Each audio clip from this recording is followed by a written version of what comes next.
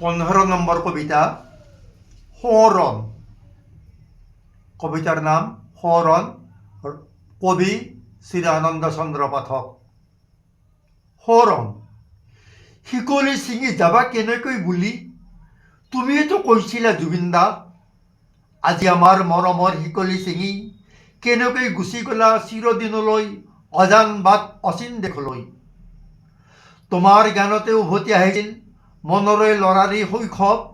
সঁচাকৈ আজি হেৰাই গ'ল জীৱনৰ বন্ধন আবেলিৰ হেৰুলীয়া মিঠালি। তুমি বিহীন আজি খিৰিকী মেলি আহে পাওঁ জুবিন দা, গান এটি গোৱা না। এবাৰ হিয়া উজাৰি গান এটি গোৱা, হেৰ বাহিতি তোমাক বৰ ভাল পাওঁ দেহি। আজি তোমাৰ কথাই বৰ আমনি কৰিছে অ, চকু মেলি এবাৰ চোৱা না। তোমাৰ সেই অনামিকা মায়া সকলোৱে আমনি কৰিছে তোক, সাগৰ তলিত শুবৰে মন। জুবিন দা, তোমাৰ সেই যে জানমণি ৰুণজুন, সিহঁতো তোমাকে বিচাৰিছে। এবাৰ উঠি চকু মেলি কৈ দিয়া না।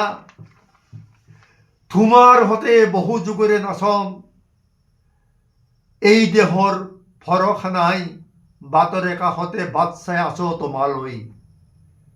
জুবিন দা, তুমিতো আছিলা বসন্তৰ সুবাসিত গান, শৰতৰ শাৰদীয় সুৰ, তেজে ধোৱা ৰঙীন সপোন।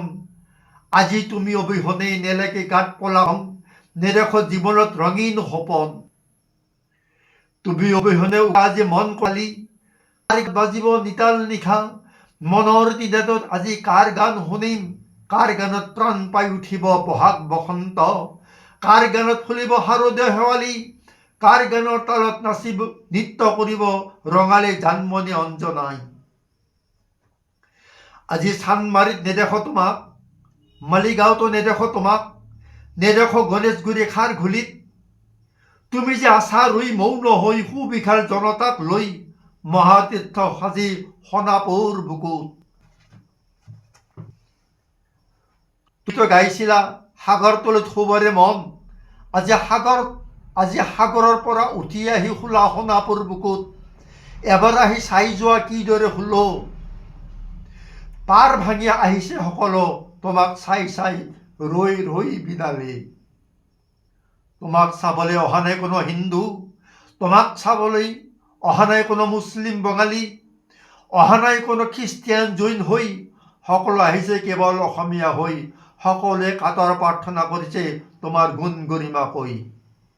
জুবিন দা, আজি তুমি মুক্ত, নেলাগে আৰু আঁকোৱালি ল'ব ফুলনিৰ কাঁইটক ফুল বুলি, সাৱটি আপন কৰি নেলাগে চিনিব মানুহৰ মন।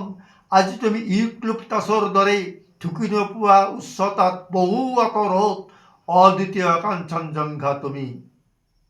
জুবিন দা, তুমি সদায় অমৰ হৈ ৰবা, প্ৰজন্মে প্ৰজন্মে তোমাক সুৰিব, তোমাৰ কাব্যিক গানৰ মাজত সুৰৰ লহৰে লহৰে গাব, জয় জুবিন দা, জয় জুবিন দা।